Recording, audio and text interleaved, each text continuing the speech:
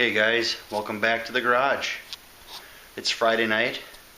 I actually got a night in the shop to myself. Yee-haw. Very excited. Probably won't sleep tonight. You know why? Because the car is done.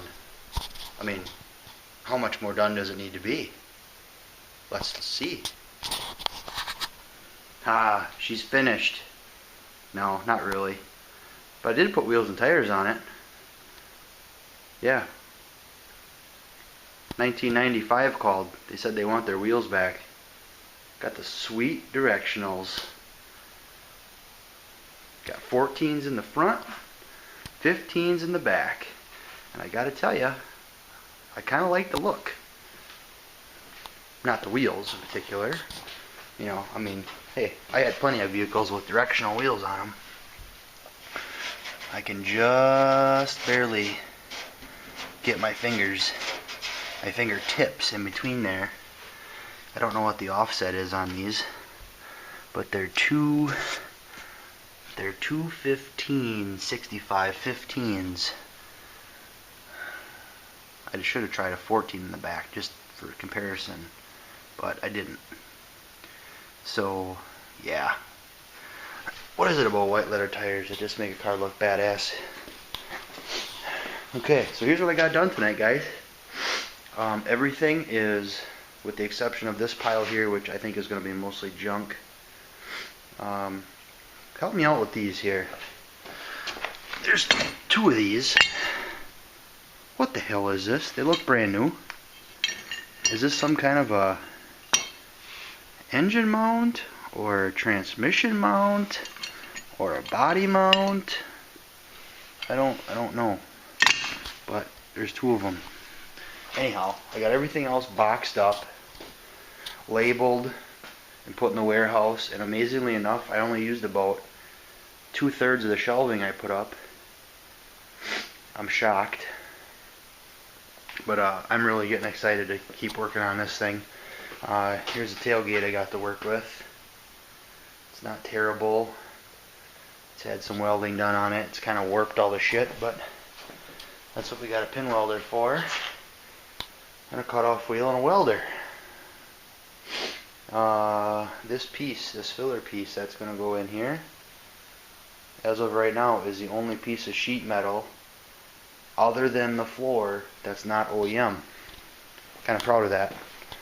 But now you can kind of get a better look at this. This is a one-piece reproduction floor. This is the way to go, guys. If you're building one of these, don't mess around with patches. This is all the braces in it. Came with the inner rockers already welded to it. These are unbelievably new rockers. But it's just surface, guys. It'll blast up just fine. My father-in-law has been helping me on this project, and when we first started on it to get the floor in, did some patches up there in the toe kicks, which, you know, not a big deal. I mean, it's not, it'll be fine.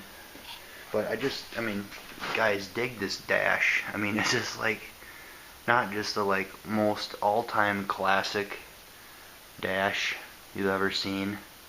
They're just awesome. I'm falling in love with this car more and more the more I look at it and work on it. I got a glove box door and an ashtray. So I got all the, I'm trying to keep, my main focus here on this thing this winter, guys, is going to be getting the body off the frame, getting the body completely stripped and epoxied or etched or whatever route I'd take, and the frame replaced with a straight undamaged replacement. Get the disc brakes in the front, decide if I'm keeping that 10 bolt, and I'm not going to worry about any of the dash pieces. I'm not going to worry about any of the interior metal trim. I'm not going to worry about anything other than what I'm looking at right now, because obviously this is the bulk of the project. Also thinking about not putting power steering on this car. Been doing some reading on it, and apparently these things don't steer that bad with the manual box. So we'll see. Um, maybe you won't even do power brakes. I don't know. What do you guys think? What have you done? What have you seen? What have you heard?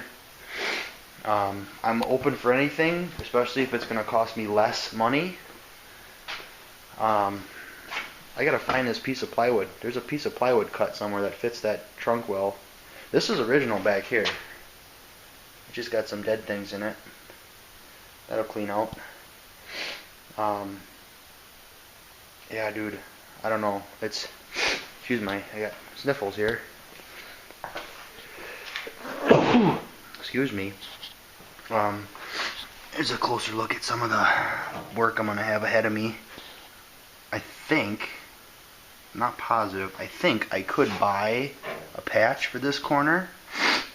I'm not sure what I'm gonna do yet, but I am gonna fill this seam no matter what, just because I don't like it. This is kind of interesting too. This must be where there's actually a body seam in here. This is cracked on both sides here. Oh, excuse my sniffles here, guys. I don't know. There must be a seam in there. I'm gonna find out. I'm really kind of anxious to get this thing stripped down. It appears that this thing has not had a repaint with the exception of the white on the quarters. Oh, maybe I'm wrong. There's maybe a little freshening up going on there, but whatever. It's a 56. What else? What else? I don't know. It's too cool. I'm really just digging it, and I do need to get my rear seat perches back in here, and that is if I can find a rear seat for this. I did not realize that I only have the upright, the backrest of a rear seat, and let me tell you, it is less than bleak. So if anybody knows of a connection out there where I can get a complete rear seat, they fit 55 through 57, any GM wagon. If I have to, I'll go with a late model flip down seat like out of a Trailblazer or an S-Blazer or something, but I'd rather not. So I've got the original front seat and it's sweet. I'm not even going to recover it, it's that nice. So yeah, I'm thinking also, give me some feedback on this too, guys. I'm also, let me back up. My original plan here was to do a traditional type two-tone like this. Of course I want to do this on a budget and not spend, I don't even want to spend 10 on this car.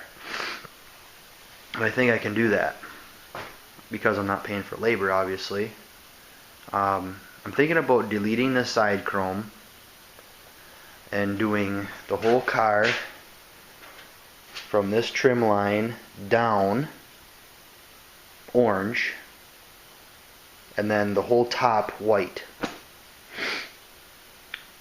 Reason being, if I delete the chrome, I don't really have a tape line or a paint brake line. Or do I just drive it without chrome and just buy pieces as I get them? You know, I can buy used pieces of chrome for, you know, 25 bucks a piece. I have some that's nice, but not a complete set. So I don't know. I mean, what do you guys think? I mean, should I delete the chrome? I don't know. I really want to go for 1964, an older look. I'll have to look at some pictures and see how these things were built. If you could get them without side chrome, you know, this is a 210 model. Did a 150 not have chrome? Did a Handyman two-door wagon not have chrome? I don't know. I gotta look. This is uncharted territory for me, guys. This is the oldest build that I have been a part of. And it seems like the older I get, the older the cars get that I'm working on. I don't know if it's just that I have a little bit more appreciation for these older metal cars or what, but I don't know. Every single car that I've done has gone older. So maybe the next one will be, like early 40s, late 30s, something like maybe like Chevaholic is he's working on. Well, he just did that 39 Buick. I don't think that was his, but that was pretty awesome. Um, so yeah, this is what we're up to tonight. I should go in the house before I get screamed at. But I had a blast here tonight. I've been out here for like 5 hours tonight, and I don't know, you guys who are in the garage, in the garage gang, you guys know there's not much else that brings a car guy more joy than starting on a new project. Gets us in trouble sometimes, but let me tell you, I'm not going to sleep tonight. I will not sleep. No way. I got a big day tomorrow, doing some volunteer work, but it'll be fine. It'll be great. If I do sleep, I'll have sweet dreams, I'm sure. And I'm excited. I really need to get this thing off the frame. I didn't get as far as I wanted to tonight. I wanted to get this thing actually jacked up in the air on stands, and I was going to pull all the body bolts back out of it. My father-in-law is hopefully coming down this weekend,